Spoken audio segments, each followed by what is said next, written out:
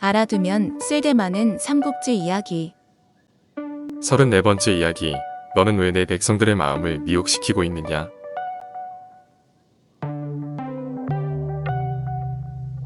유비가 괘씸하지만 주공께 위협이 되지 못합니다. 두려운 것은 허도의 조조입니다. 천자를 등에 업고 세력을 키우는 조조를 그냥 두면 나중에는 막기 어려울 것입니다. 그래서 내가 유비를 유표에게 보낸 것이 아니냐. 이놈 때문에 내 계획이 엉망이 되었으니 유비부터 처없애야겠다. 지금 손잡아야 할 상대는 유표가 아니라 강동의 손책입니다. 손책은 최근 몇 년 동안 양자강 유역의 여강, 예장을 차례로 장악하며 무시 못할 강대한 세력으로 자리 잡았습니다. 손책은 자신의 힘을 인정받고자 허도에 장경을 보내 천자에게 승전에 표문을 올리고 공물을 바쳤습니다.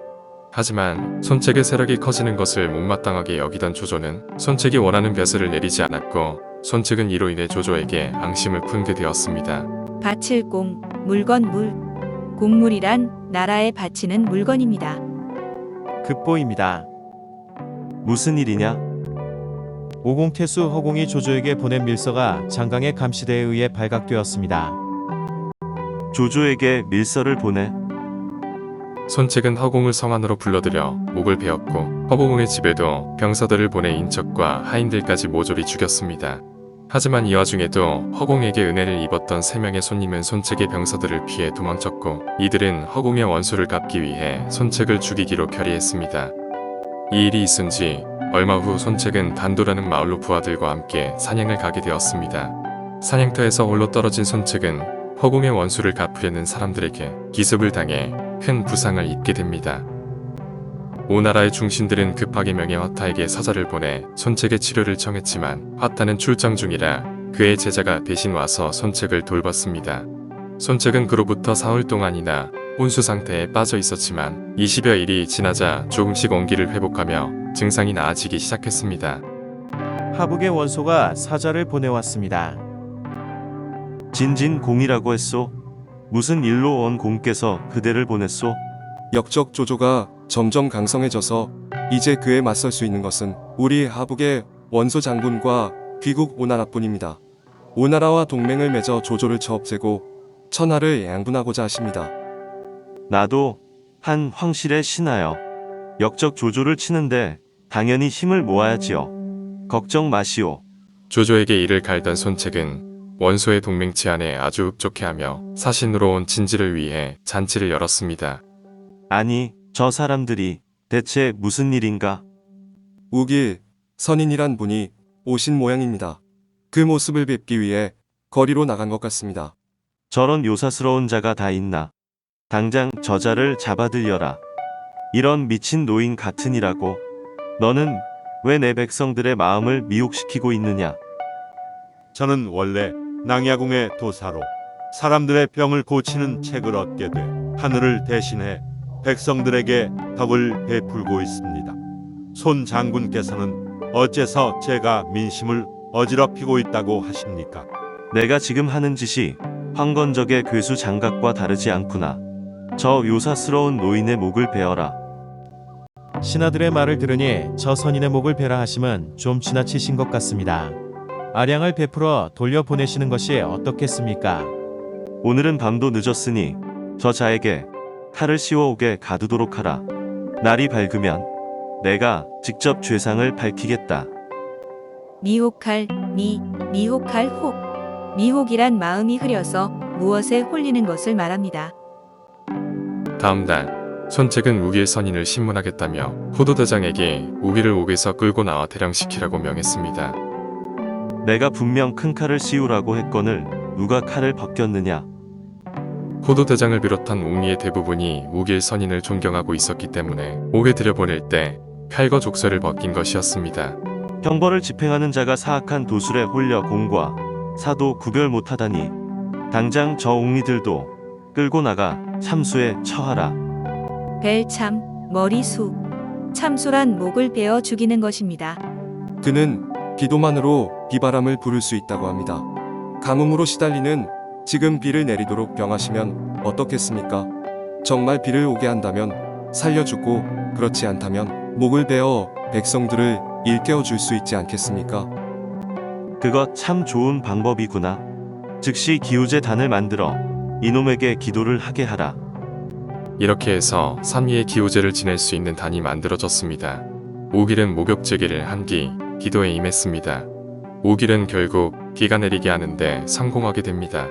그러나 비가 내리는 것도 가뭄이 계속되는 것도 모두 하늘이 정한 이치.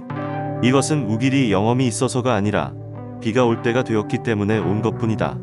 어서 우길을 죽여라. 결국 손책은 우길의 목을 베어버리게 됩니다. 다음날 새벽 부하들로부터 우길의 시체가 없어졌다는 보고를 받던 손책은 우길의 망령을 보게 됩니다. 우길의 시체가 없어진 날부터 계속해서 손책 앞에 우길의 귀신이 나타났습니다. 손책은 이날도 전이가 지어준 약을 먹고 새벽녘에야 겨우 잠이 들었습니다. 어머님, 제가 걱정돼서 우셨습니까? 내가 뭐라고 했느냐? 죄 없는 선인을 죽여 내가 이렇게 고통을 당하는구나. 지금이라도 늦지 않았으니 그 신선에게 제사를 지내고 죄를 비는 것이 좋겠다. 손책이 말을 듣지 않자 오태부인과 교부인은 목욕제기하고 정성껏 제사를 올렸지만 손책은 갈수록 수척해지기만 했습니다.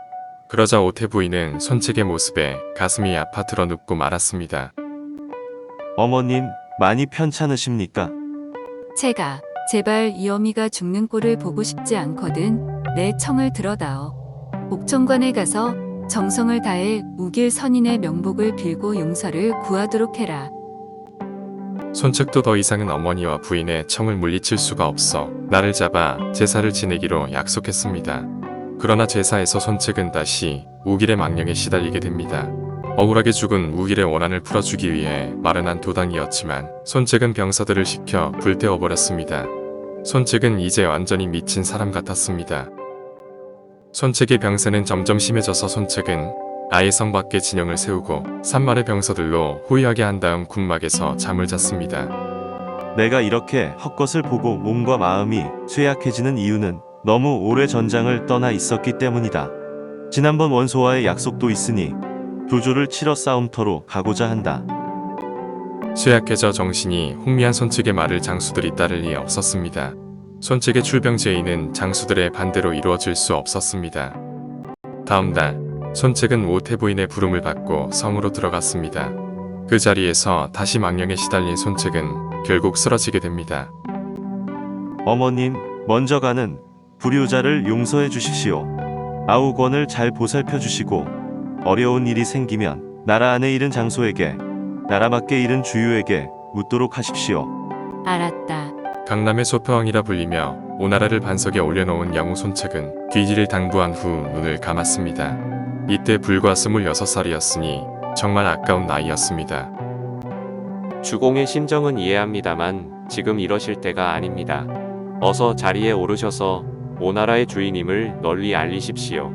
형님의 뜻을 벌써 잊으셨습니까? 알았소, 장소공. 장소는 문무백관을 불러 모아 오나라의 새로운 주인 손권에게 충성을 맹세하는 예를 올리도록 했습니다. 이때 파고를 지키던 주가 손책의 소식을 듣고 오해 도성으로 달려왔습니다. 그는 오자마자 손책의 관을 붙들고 묵놓아 통곡했습니다. 주공의 유언은 무엇입니까? 부디 권을 도와 큰 뜻을 이루게 하라는 것이었네. 비록 미약하나마 힘을 보태 주공의 유언을 죽을 때까지 받들겠습니다. 장공은 분명 주공을 도와 큰 일을 이룰 수 있겠지만 저의 재주는 보잘것없습니다. 바라건대 저보다 나은 자가 있어 주공께 청구하고 싶습니다. 그게 누구입니까?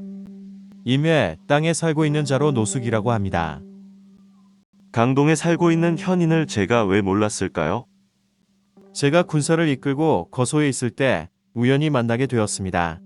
아직 벼슬길에 나서지 않았을 뿐이지 노숙은 육도 섬략을 통달해 지혜롭고 덕망까지 갖춘 인재입니다. 주유는 노숙을 데려오기 위해 말을 달려 임해 땅 동성여도로 향했습니다. 주유는 즉시 오성으로 노숙을 데리고 와서 손권에게 소개했습니다. 손권은 노숙을 보자 매우 기뻐하며 예를 갖춰 맞이했습니다. 손권이 노숙과 직접 얘기를 해보니 과연 주유의 말대로 지혜롭고 인품이 훌륭하였습니다. 손권은 노숙과 허물없이 지내며 매사에 노숙의 의견을 물었습니다. 손권의 큰 도량과 야망의 노숙은 감격하여 손권을 보좌했습니다. 그러던 어느 날 노숙은 손권에게 한 사람을 천거했습니다. 이 사람은 제갈근이라고 하며 낭야의 남양 사람입니다. 제갈근은 후에 유비의 모사가 되는 제갈량의 친형입니다.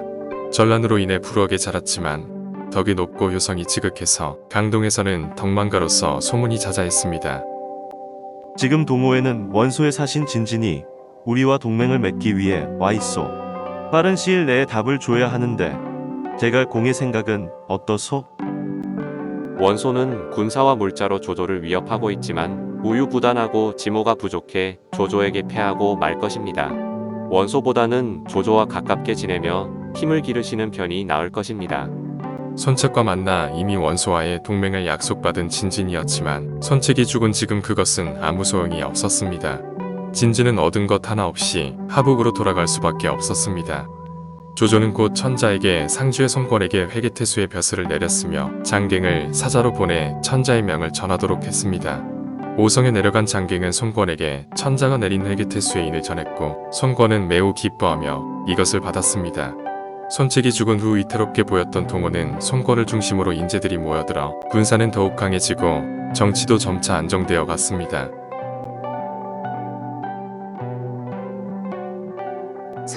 35번째 이야기.